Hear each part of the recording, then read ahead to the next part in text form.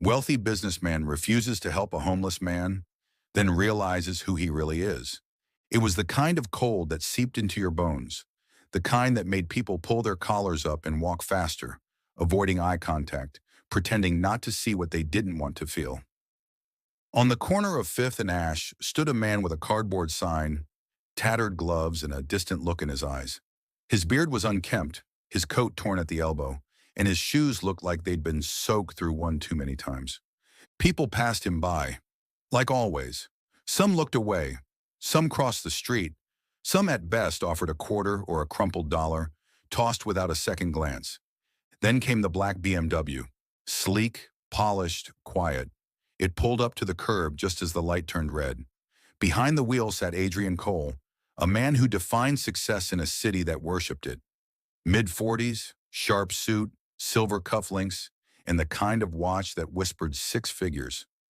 He was CEO of Cole Dynamics, one of the fastest-growing investment firms in the region. Built it from scratch, as he liked to remind anyone who'd listen. He'd earned everything, or so he believed. Adrian glanced out the tinted window and saw the homeless man holding the sign. "Anything helps, just hungry. God bless." Their eyes met for half a second, just long enough for the man on the corner to nod slightly, as if acknowledging the humanity that so few bothered to recognize. Adrian looked away. He didn't roll down his window, didn't reach for his wallet, didn't even pretend to care. Instead, he scoffed quietly and muttered, "Should have made better choices," under his breath, tapping his fingers impatiently on the steering wheel. The light turned green. He drove off. Later that night, Adrian told the story at a dinner party like it was a joke. Guy was just standing there with a sign like life owed him something. "I built my company from a one-bedroom apartment. No handouts, no excuses. If I can do it, so can anyone." Laughter followed. Toasts were made. But across the room, his wife Julia didn't laugh. She just stared into her wine glass, quietly disturbed. "You don't know his story," she said softly when the party was over. Adrian shrugged. "I don't need to. The world's tough. That's just reality." But Julia didn't drop it. "There was a time you had nothing. Remember? When your credit cards were maxed out and you were sleeping on a friend's couch? You were lucky. What if no one had helped you then?" "That's different," Adrian replied, brushing it off. "I had ambition, drive. He probably gave up a long time ago." But the image of the man lingered longer than Adrian expected. His eyes. There was something unsettling about the way he looked at him. Not pity, not desperation. Something else. Something almost familiar. The next morning, Adrian's schedule was packed. Meetings, investor calls, a board presentation.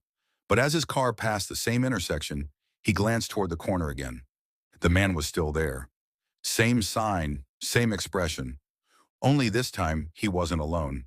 A teenage girl in a school uniform knelt beside him, handing him a thermos. She smiled, genuinely, then hugged him. He kissed the top of her head like a father would. She walked away and he returned to his post silently, sign in hand. Adrian's jaw tightened. Something twisted in his gut. He couldn't place it. Pity, guilt, irritation. Maybe all three. He told himself to forget it.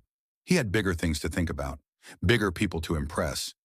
But that night he couldn't sleep. He tossed and turned, haunted not by the man's poverty, but by that moment of tenderness. That girl, that hug. Something didn't add up. He found himself wondering, who was this man before he ended up on the street? And then a strange thought hit him, a memory from years ago, fuzzy and distant, a voice, a laugh, a face. But before he could chase it, his phone buzzed with a meeting reminder, pulling him back to his world. The next day, Adrian parked a block away and walked to the corner on foot, something he hadn't done in years. The man was there again, silent, still, cold wind cutting through his coat. Adrian hesitated, then stepped closer. "Hey," he said awkwardly. The man looked up. No recognition, no reaction, just tired eyes. Adrian cleared his throat. You? You out here every day?" The man nodded slowly. "Yeah." "Why don't you... have you tried shelters, programs? The man gave a faint smile. Tried. They're full most nights. And the ones that aren't, well, let's just say it's safer out here. Adrian didn't know what to say to that. He just stood there awkwardly as people passed around him. Finally, he asked, "What's your name?" The man looked at him for a long second, then quietly, "Nathan." Adrian's heart skipped. That name, Nathan. Something cracked deep in his memory, an echo from a different life. But before he could say anything more, the man turned his gaze away. "Thanks for stopping," Nathan said almost politely, "but I don't need pity." Adrian swallowed hard. It's not pity. But he didn't have the words to explain what it was. He walked away. But the name echoed in his mind like a bell tolling in the distance. Nathan. And suddenly Adrian couldn't shake the feeling that he knew this man from somewhere. Somewhere that mattered. Somewhere long before all the suits and the boardrooms and the BMWs. Adrian sat at his desk, staring blankly at the spreadsheet glowing on his monitor. Numbers, charts, projections, all the things he normally thrived on, blurred into the background. His mind was elsewhere, on a cold street corner, on a man named Nathan.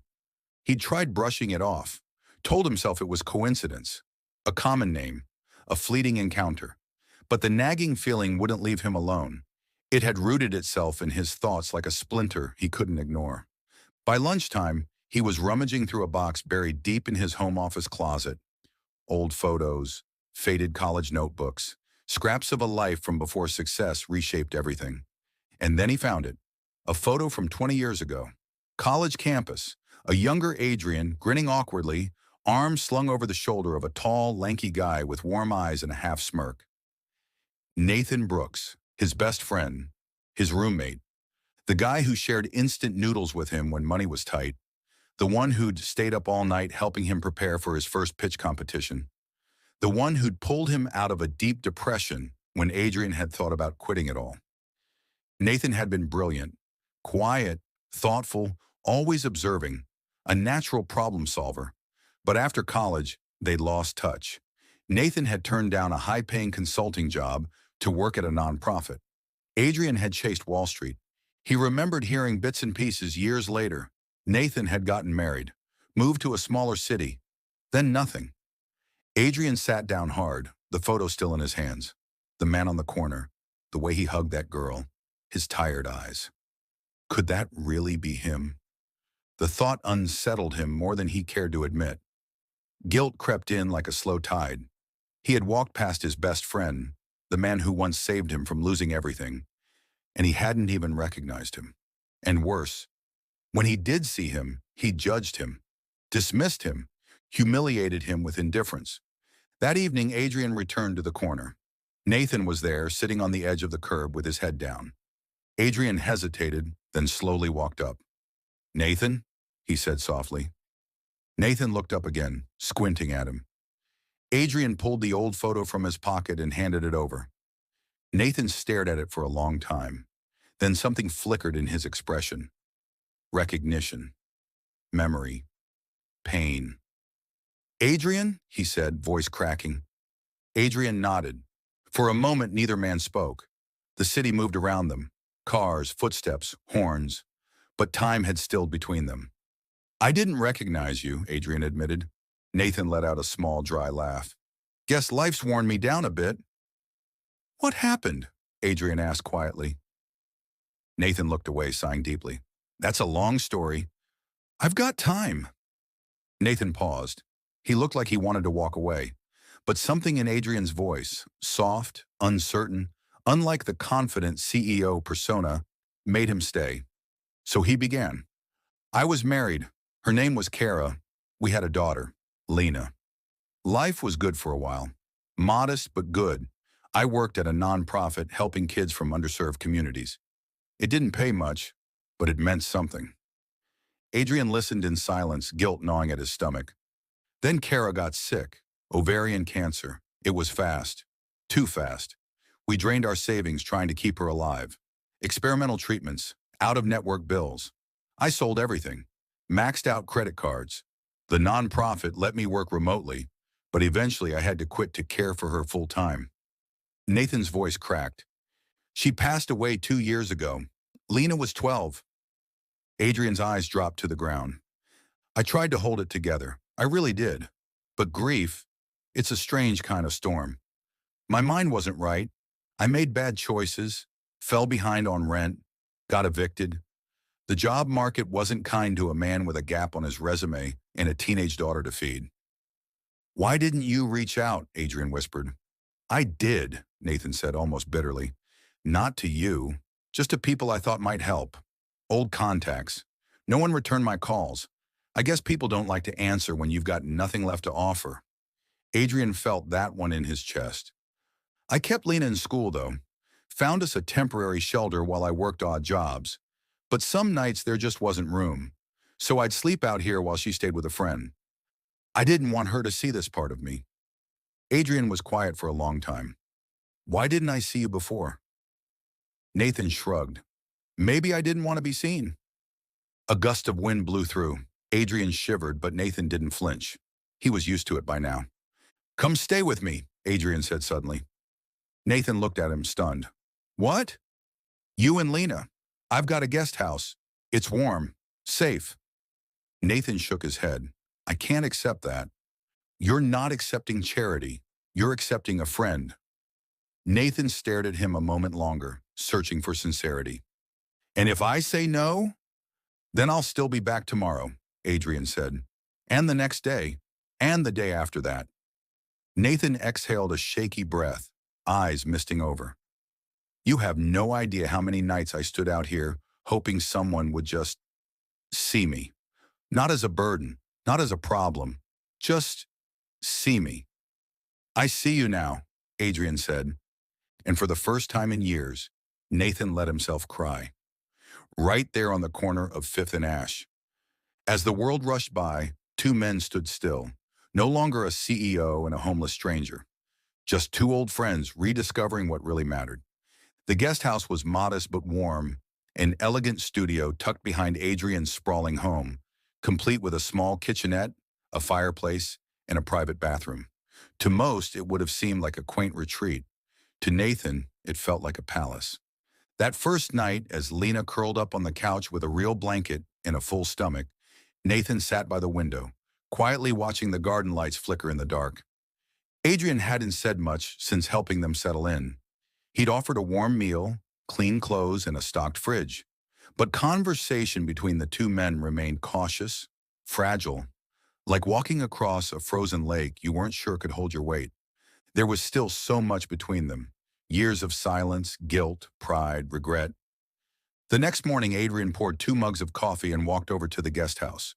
Nathan was already awake, sitting at the table reading a tattered copy of To Kill a Mockingbird.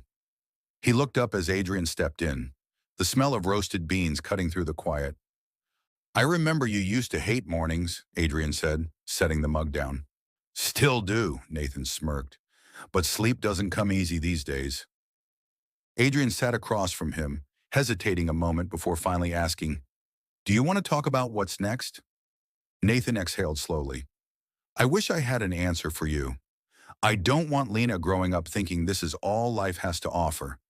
I want to get back on my feet, but I don't know where to start. Adrian nodded. Then let's figure it out, together. Nathan looked away, uncomfortable. I'm not looking for a handout. I know, Adrian said gently, but maybe I owe you something more than money. Nathan raised an eyebrow. Oh, me? I wouldn't be where I am without you. You carried me through some dark moments back then, man. You pushed me to believe in myself when I couldn't even get out of bed. I never said thank you. And now, here you are. And I almost walked right past you. Nathan was quiet for a moment, then he said, You did walk past me? The words hit Adrian harder than he expected. There it was. Honest, raw, unfiltered truth. And he couldn't argue with it. I'm sorry, he said softly. I don't know who I've become lately. Somewhere along the way, I started measuring people by what they could offer me.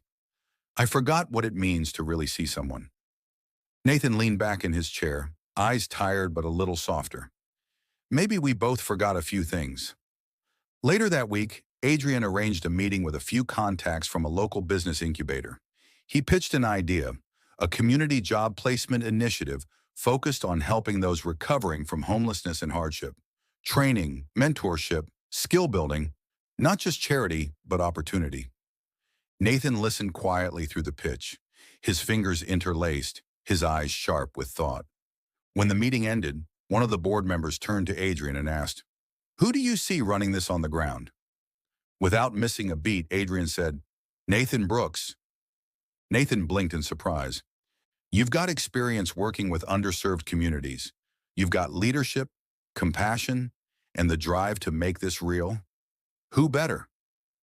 "Adrian," Nathan started, but Adrian raised a hand. "You don't have to say yes, but if you're ready, if you want this, I'll stand beside you every step of the way." Nathan didn't say anything at first. He looked down at his hands, hands that had held a dying wife, hands that had dug through trash bins for food, hands that had once dreamed of building something meaningful. Then he looked up. "I want this." Weeks passed. The project launched quietly but steadily. Word spread fast. Local businesses started signing on, donating resources, offering job shadowing opportunities. Nathan threw himself into the work, rediscovering a part of himself he thought he'd lost forever. And Lena? She blossomed. She started drawing again, filling notebooks with vibrant sketches, laughter returning to her voice like sunshine breaking through a storm. Adrian found her one afternoon in his garden, humming to herself, sketching a portrait of her mother from memory. He stood in the doorway, watching her in quiet awe. He hadn't expected this. He'd only meant to help a friend. But in doing so, he'd opened a door to something more, something deeper than philanthropy or image. Human connection, redemption, healing. But not everyone saw it that way. During a company shareholder dinner, one of Adrian's board members pulled him aside. A man named Wallace, gray-haired, stiff, old money arrogance practically stitched into his suit. "I've heard about this little passion project of yours," Wallace said, swirling his wine. "Noble, I suppose, but some of us are concerned about optics. You're inviting a homeless man into your inner circle?" Adrian's jaw clenched. "His name is Nathan. He's not just a homeless man, he's a damn good leader." Wallace chuckled. "You're letting sentiment cloud your judgment. People like him don't belong in our world." Adrian stepped closer, his voice calm but sharp.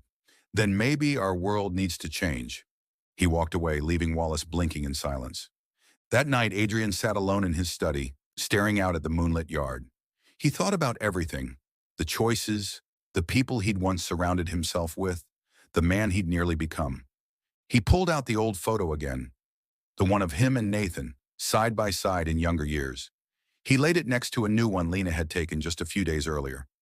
Nathan standing beside her at the new job center ribbon-cutting ceremony, a gentle smile on his face. Two lives decades apart, but finally aligned again. And for the first time in years, Adrian felt something deeper than success. He felt whole. The community center was buzzing with life. Kids were painting murals on the side walls, volunteers served hot meals inside, and a small crowd gathered in the main hall for the first official graduation ceremony of the Job Placement Initiative. Nathan stood at the front of the room straightening his tie, a gift from Adrian, his palms slightly sweaty. He glanced down at the program in his hand, then at the seats filling up with people who had once believed no one would give them a second chance. Now they were being celebrated. Lena sat proudly in the front row, sketchbook in her lap, beaming. Adrian approached from behind, gently clapping a hand on Nathan's shoulder. "You ready?" Nathan turned to him and smiled. "Still not used to being the one at the podium." "You've earned every second of it." Nathan looked out at the crowd again. "You know, if someone had told me a year ago I'd be here, speaking at an event like this, I'd have laughed in their face." Adrian chuckled. "If someone had told me I'd be here too, I wouldn't have believed them either." They stood in a moment of quiet understanding. Two men once divided by circumstance, now united by purpose. Later that evening, after the event had ended and most of the guests had trickled out, Nathan and Adrian stayed behind to clean up. The room was quieter now, scattered with half-empty coffee cups and paper programs. Nathan gathered a few chairs and stacked them, his movements slower, more thoughtful. "You know," he said after a long silence, "I used to think the hardest part of losing everything was the hunger, the cold. But it wasn't. It was the invisibility." Adrian paused in the middle of folding a tablecloth. "Invisibility?" he asked. Nathan nodded. "People stop looking at you, like you're not a person anymore. Just something to avoid, something inconvenient. The first time you walked past me that day, I felt it again. That cold silence, that reminder that I didn't matter." Adrian's shoulders sank slightly. "I'll carry that with me for the rest of my life." Nathan turned to face him. "I'm not telling you this to make you feel guilty.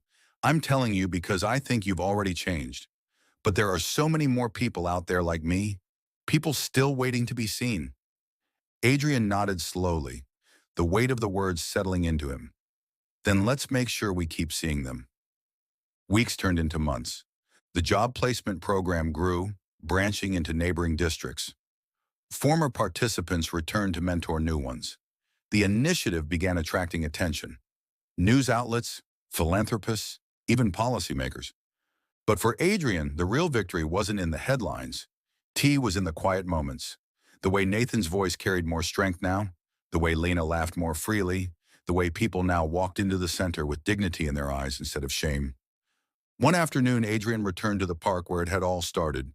He sat on the same bench, the one where Nathan had once stood holding a cardboard sign, ignored by dozens of passers-by. He watched the people rush by again. Same rhythm, same world. But this time, he noticed things he hadn't before. The woman with her arms full of groceries and a tired face. The teenage boy trying to quietly ask for change.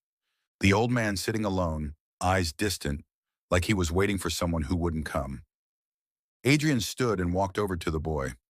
"Hey," he said, offering a gentle smile. "You hungry?" The boy looked startled at first, then nodded slowly. "There's a place just down the block. Come on, I'll get you something warm." And just like that, a cycle began to break. Not through grand gestures, but through simple acts of kindness. Through seeing someone, truly seeing them, when everyone else looked away. Back at the guest house, Nathan had begun packing. He and Lena were moving into a small apartment downtown, a space of their own, modest but filled with light. Lena had painted the walls a soft yellow, and Nathan had built her a bookshelf from scratch. Their life wasn't perfect, but it was theirs again. As Nathan zipped up the last suitcase, Adrian stood in the doorway, hands in his pockets. "So," Adrian said, a bittersweet smile on his face, "guess this is goodbye." Nathan chuckled. "Hardly. You're stuck with us now." They both laughed, but a silence followed, deeper, more emotional. Adrian cleared his throat. "I want to say something I should have said a long time ago." Nathan turned to him. "I'm proud of you, not just for what you've done here, but for who you've always been. Even when life tried to erase you, you held on to your integrity. You never stopped being a good man." Nathan's eyes shimmered with unshed tears.